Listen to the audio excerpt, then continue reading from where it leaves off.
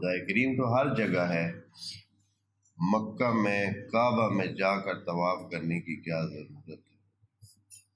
خدا تو ہر جگہ ہے، کائنات اس کی ہے، وہ مالک ہے، وہ ہر جگہ ہے۔ اگر اس کے لیے کسی نے قربانی کا اہتمام کرنا ہے تو اس خاص جگہ پہ جا کر قربانی کرنے کی کیا ضرورت ہے؟ ادھر ہی کر لے۔ اگر سعی کرنی ہے تو ادھر ہی کر لے، صفا اور مروہ کی کیا ضرورت؟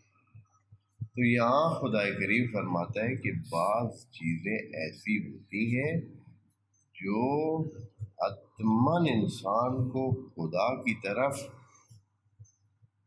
رہنمائی کرتی ہیں، اس کی توجہ اللہ کی طرف اور اللہ کی بندگی کی طرف دلاتی ہیں، یا خاص واقعات جو وہاں ہوئے ہیں بندگی خدا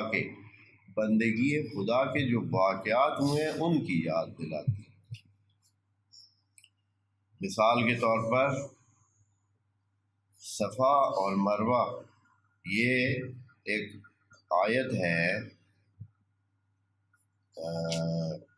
ان الصفا والمروہ من شعائر اللہ۔